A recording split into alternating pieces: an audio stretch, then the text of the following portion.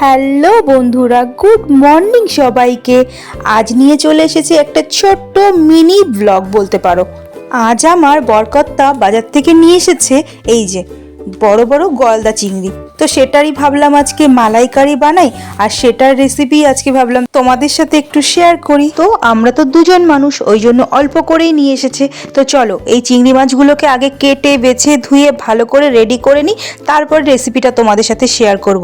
আর এই যে দেখো বড় বড় কিন্তু এই চিংড়ি মাছগুলো সুর রয়েছে, দাঁড়া রয়েছে, ঠ্যাংগুলো রয়েছে, এগুলো আগে ভালো করে কেটে পরিষ্কার করে নিতে হবে। আর এই চিংড়ি মাছগুলো কিন্তু পুরো জ্যান্ত রয়েছে। তো আমার খুব মায়া লাগছে যে ওরা বেঁচে রয়েছে আর ওদের ঠ্যাংগুলোকে এইভাবে কাটতে হচ্ছে। সত্যিই আমার খুবই খারাপ লাগছে, কিন্তু কি করব, রান্না করতে গেলে তখন কাটতে হবেই, খেতে গেলে তো করতে হবেই। কিন্তু আমার সত্যিই বলছি, আমার খুবই কষ্ট হচ্ছিল ওদেরকে এরকমভাবে মানে ঠ্যাং হাত পা এগুলো সব কেটে ফেলতে হচ্ছিল।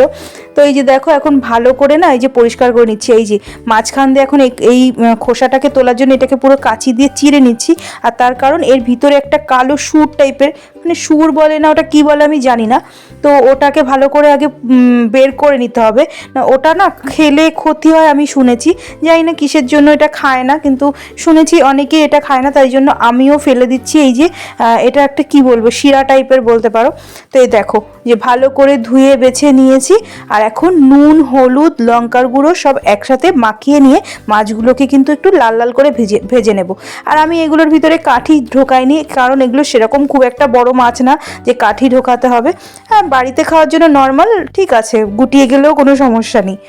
তো এই যে দেখো এখানে নিয়ে নিয়েছি নারকেল কোড়া, যেহেতু মালাইকারি হবে তো নারকেলের দুধ তো লাগছেই, তার জন্য মালাইকারির জন্য নিয়ে নিয়েছি এখানে নারকেল কোড়া। আর কড়াইতে এখন একটু তেল দিয়ে এই যে চিংড়ি মাছগুলোকে হালকা করে ভেজে নিচ্ছি, খুব বেশি কিন্তু ভাজিনি। আর তারপরে দাঁড়াগুলোকেও কিন্তু একটু লাল লাল করে ভেজে নিচ্ছি। তো এখানে দেখো মিক্সিতে তো আমি পেস্ট করে নিয়েছিলাম নারকেল কোড়াটা, আর এখন টমেটো, আদা, একটু কাঁচা লঙ্কা আমি এটাতে পেস্ট করে নিচ্ছি। তো তারপরে দিয়ে দিয়েছি এই যে কড়াইতে যে তেল ছিল মাছ ভাজা, ওই তেলটার মধ্যে একটু কালো জিরে আর একটু তেজপাতা, একটু শুকনো লঙ্কা ফোড়ন দিয়ে দিয়েছি। আর তারপরে যে আদা, জিরে, লঙ্কা, তোমার টমেটো বাটা যে পেস্টটা ছিল ওই পেস্টটাই কিন্তু আমি ওই তেলের মধ্যে ছেড়ে দিয়েছি। ব্যাস আর কি, তার মধ্যে দিয়ে দিলাম একটু হলুদ, একটু লবণ, আর স্বাদ মতো একটু চিনি তো দিতেই হবে। ব্যাস এটাকে দিয়েই ভালো করে আগে কষিয়ে নেব, কষাতে থাকবো। তো ভালো করে কষানো হয়ে গেলে তারপরে কিন্তু নারকেলের দুধটা দিয়ে দেবো। তো দেখো এই যে এখন মশলাটাকে এখন ভালো করে একদম কষিয়ে শুকনো শুকনো করে নেবো। এই যে তোমরা দেখতেই পাচ্ছ মশলা কষানো হয়ে গিয়েছে, আর এর মধ্যে এখন অল্প অল্প করে নারকেলের দুধটা পুরো দিয়ে দেবো। তো এই যে এখন ভালো করে দিয়ে এটাকে কষিয়ে নিচ্ছি। আর তারপরে আর কি, এই যে দেখো গ্রেভিটা একটু ঘন ঘন হয়ে এসেছে। আর এখন এর মধ্যে এখন এই যে ফুটন্ত গ্রেভির মধ্যে দিয়ে দিলাম মাছগুলো, আর তার সঙ্গে দাঁড়াগুলোও দিয়ে দিয়েছি। আর এখন একটু জাল হলে ভালো করে তারপরে কিন্তু ধনেপাতা, গরম মশলা দিয়ে নামিয়ে নেবো। সিম্পল।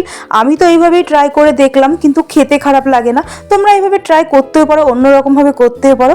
আমি যেভাবে করলাম সেটাই তোমাদের সাথে কিন্তু শেয়ার করলাম। এই যে দেখো লাস্টে ধনেপাতা আর একটু গরম মশলা দিয়ে আমি কিন্তু নামিয়ে নেবো। আর এখানে একটু গন্ধরাজ লেবুর পাতাও কিন্তু দেওয়া যায়, তো সেটা আমি দেইনি, তোমরা চাইলে দিতেই পারো।